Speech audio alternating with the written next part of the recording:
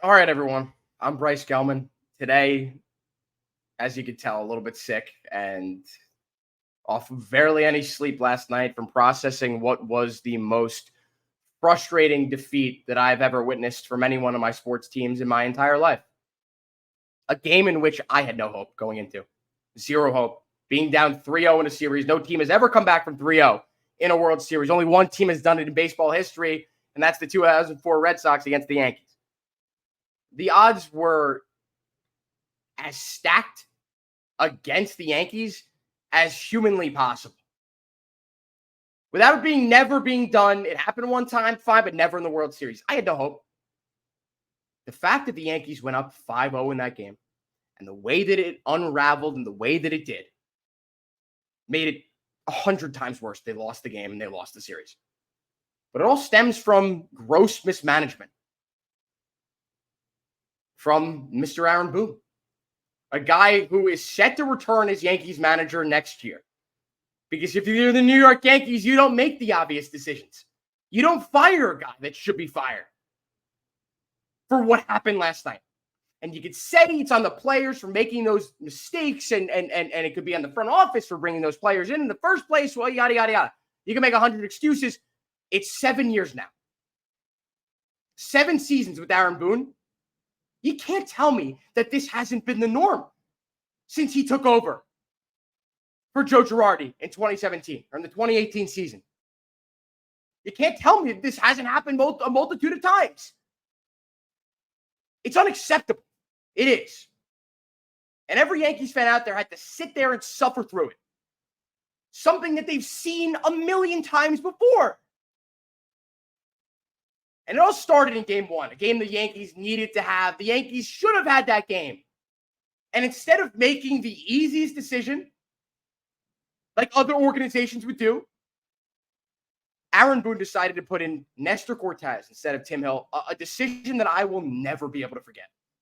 That is going to be much harder for me to get over than the Judge error, the Volpe error, and Cole not covering the bag, and Rizzo not running to first base and making me out. Because that is what allowed the Dodgers to take a 3-0 series lead. A series in which they had no business winning in 5 games. Not going with your surefire lefty option in the bullpen over Nestor Cortez, who hadn't pitched in a million days. That is a fireable offense in and of itself. And then fine, okay. And this is after the fact that Gleyber Torres made I'd say uncharacteristic, but it is characteristic of Gleyber Torres. But since he was able to put it together at the plate, he's been a better fielder. He hasn't looked as lackadaisical at second base and at the plate and whatever, yada, yada. That is what is to be expected from this Yankees team. Ohtani gets to second base on a double. Short hop. Gleyber allows him to go 10 feet. And look, he has no idea where the ball. And look who's at third base. And guess who scores? Shohei Ohtani ties the game. So they shouldn't have been in that position in the first place. What led them to that point was an error. An unforgivable error from Gleyber Torres. Okay, that happened. And then they blow it again. Because miraculously, and props to Freddie Freeman, who had probably the best series that I've ever seen from whether it be one of players on my team or another team. It was the most dominant run, I think, in a World Series that I've seen in my entire life. Even in one playoff, he was unbelievable. He was unbelievable. And the Yankees continued to pitch to him. At the time, I understand he hadn't hit a home run in, I think, like 2 months. The guy showed no power, no pop. Whatever reason, the days off in between the Dodgers winning Game 6 against the Mets and Game 1 of the World Series, Freddie Freeman's ankle magically healed. He looked as 100% as you could look as a baseball player. He looked nothing like he did in the Mets series. As hobbled as ever, couldn't turn on fastballs. The scouting report said to throw him the inside fastball. That's what Nestor Cortez did, and he hit it a country mile. Tim Hill doesn't throw fastballs like that. He throws the sinker. He throws a slider. That is a guy who you'd rather have face Freddie Freeman. And at the time, you didn't know that he was 100% with the ankle. He still looked hobbled, but he wasn't. And he made the Yankees pay on what was just an incomprehensible mistake. Every Yankees fan at the exact moment that they saw Nestor Cortez running out of the bullpen knew that that was the wrong decision, except Aaron Boone. Okay, fine, you lose the game. Game 2, they got a chance in the 9th inning. Volpe swings at one of the worst pitches that I've ever seen. 3 feet outside of the zone. Jose Trevino gets a pitch down the you-know-what. And he's late on it, flies out to left field. You're down 2-0. You're down 2-0. Game 3, they show no life. Freddie Freeman hits his 3rd home run in the series, 3rd game in a row, hitting home run. Unbelievable. Unbelievable. And they get smacked in that game. Of course they do. Of course they get smacked in that game because at the time you kind of just assumed the Yankees were going to lay down and die. Game 4, they actually show some life, right? They actually look like a baseball team. At that point, it's 3-0. You got no chance. Your chance is, I mean, even the sports books had it pretty low. When the Yankees were up in Game 5, the sports books had the Yankees at plus 340.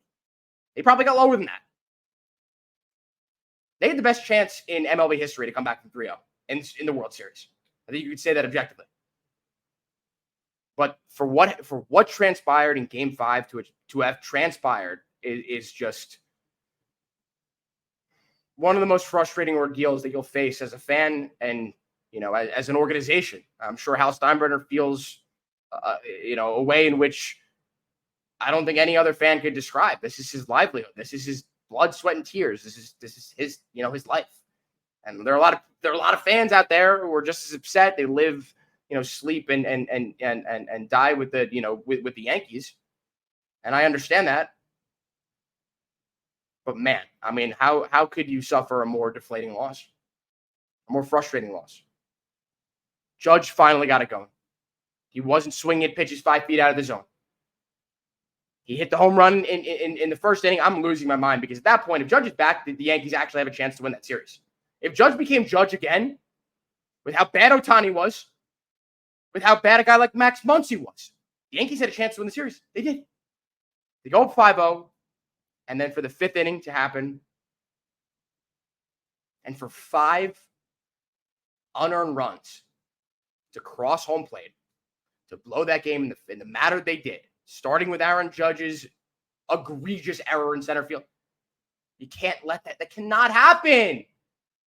Judge lost the Yankees more runs than he gained the Yankees, even with that miraculous catch in center field on Freddie Freeman. Because 5 runs scored that inning when they didn't need to. Garrett Cole did as good of a job as you'll ever see trying to work out of that jam. Anthony Volpe makes another uncharacteristic mistake from the 2 guys that are the best 2 fielders on paper for the Yankees. Verdugo's been pretty solid in left field. But Judge, being Judge, you expect him to make that play. You expect any player in Major League Baseball to make that play, but Judge, it's different. It's different, right? He's your star. This is the biggest stage in baseball. You expect him to make that play after the game that he was having. He drops it. Can't throw the runner out at second. Then the Volpe error happens. Short hop to third base. Jazz can't corral it. Bases loaded. You're effed. And even from that point, Cole gets 2 strikeouts in a row. You're thinking, all right, they're going to get out of this. And they should have. Mookie Betts hits. It's a roller to first base, and no one covers the bag because Rizzo thought that Cole was going to cover it, and Cole thought Rizzo could have made the play, which he could have. So, I mean, I originally blamed Cole for that. I think it's on both of them because you never could be too short. In the World Series, down 3-0, now 3-1 with a 5-0 lead, you cannot screw that up as bad as they screwed it up with Freddie Freeman on deck. But they did because this is the Yankees. This is who they've been all year, making silly mistakes like that. Losing games in unbelievable fashion. This is who they are as an organization. They don't do the smartest thing. They don't do the correct thing. This does not happen. Yes, they were a less talented team. They still should have won this World Series.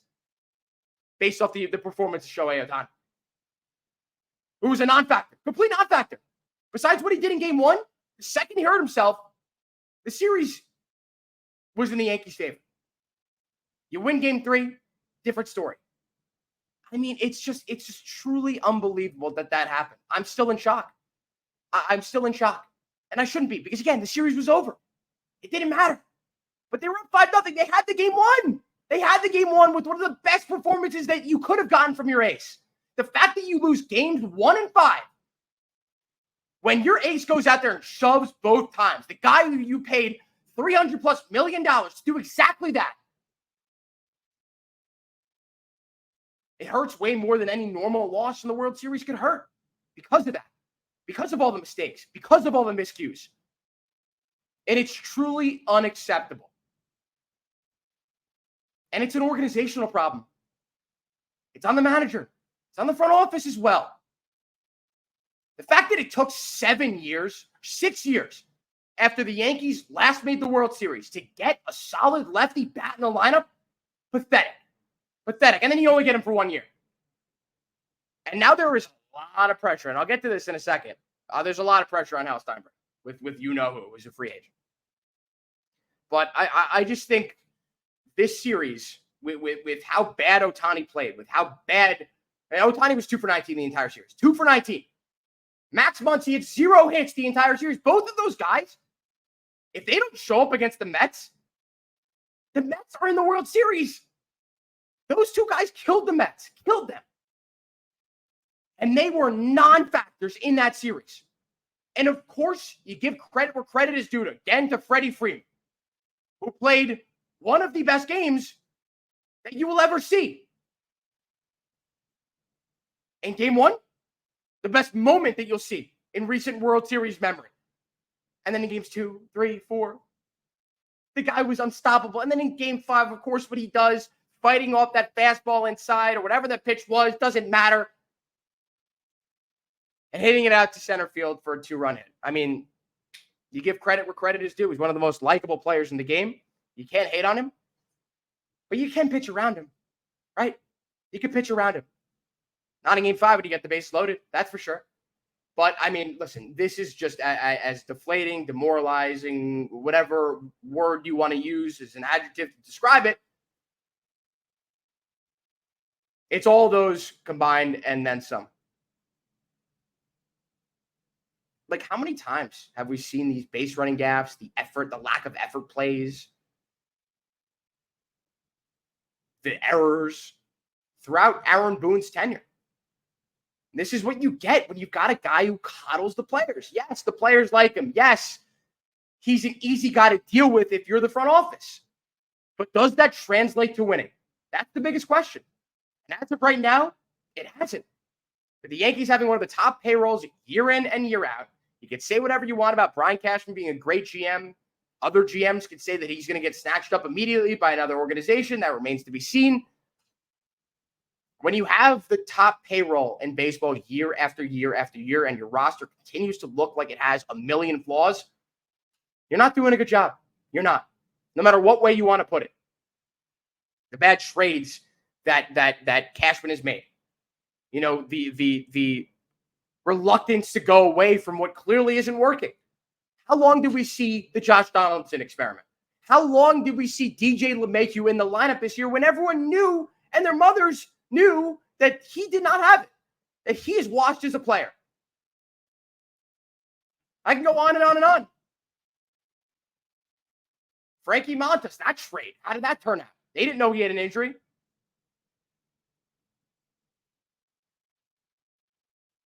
It's so hurtful as a Yankees fan.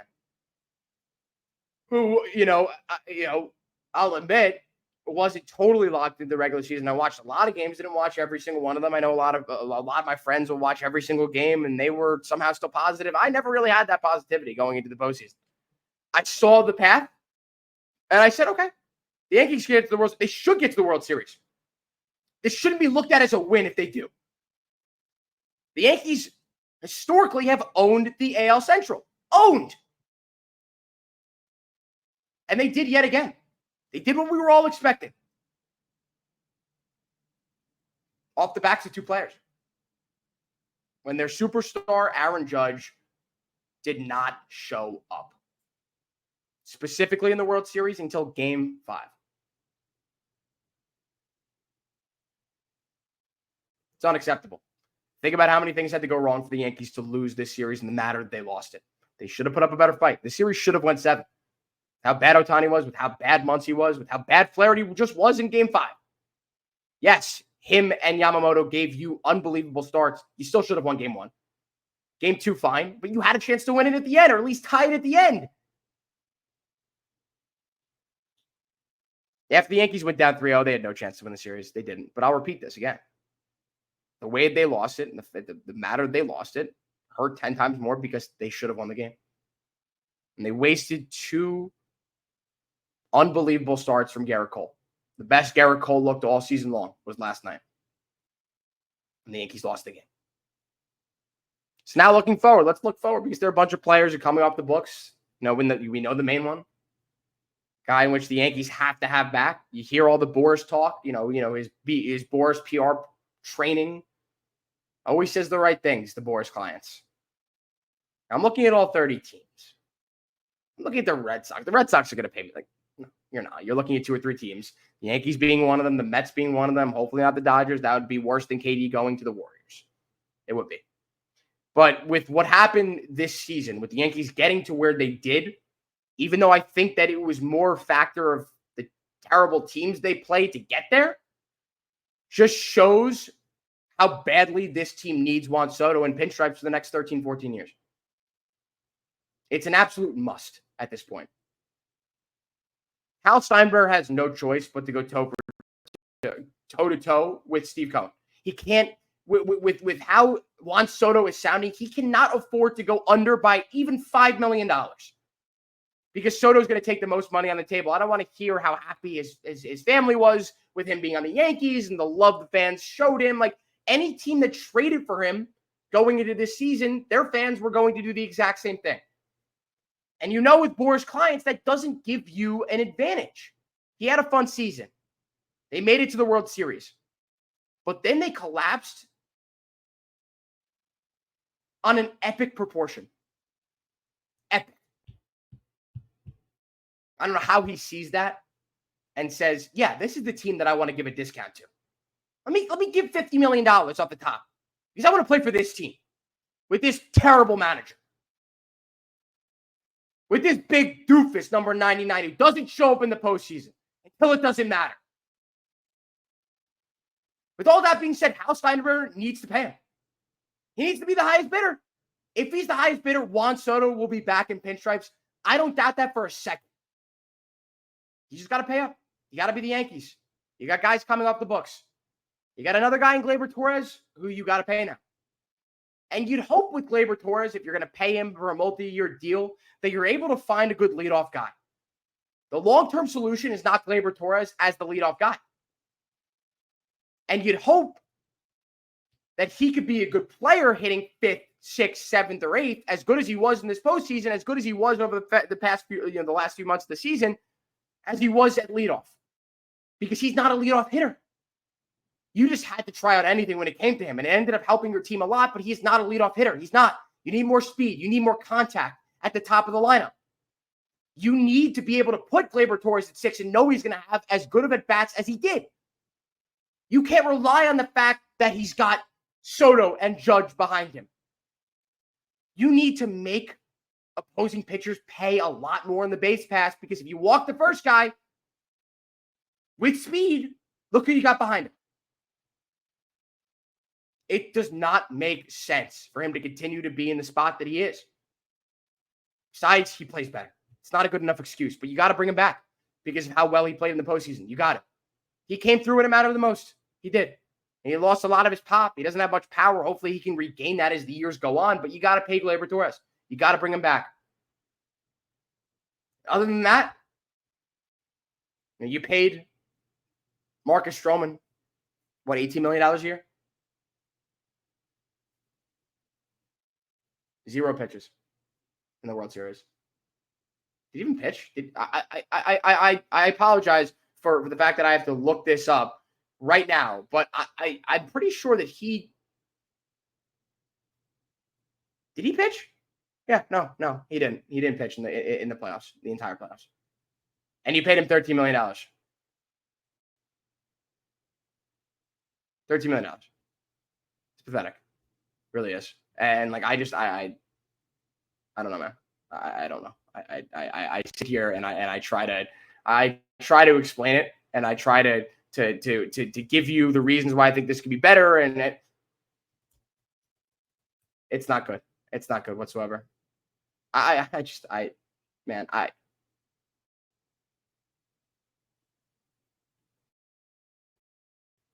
why can't we have nice things as Yankee fans? Why can't we all be excited about this team? Why can't we all expect what we should be able to expect as a Yankee fan? Why is it impossible for us to sit here and have nice things? It's not. I have nothing else to say. This team is a joke. The only way this team will continue to compete is if Juan Soto is back in pinstripes next year, and if Aaron Judge actually figures it out in the postseason earlier than he did this year. That's all I got to say. I'm Bryce Gelman. Thank you all for tuning in. It's Knicks season now, baby. Knicks and Giants. One Giant Step with Sean Morash. Wherever you get your podcast, we'll have an episode out tomorrow morning. Great stuff there. Terrible team, but we make it fun. But the Knicks stuff, that's all going to come. And fingers crossed they can do something this year, because if not, it'd be pretty pathetic as a sports fan. All right, that's all I got. I will speak to you all next week. Let's go Knicks, I guess.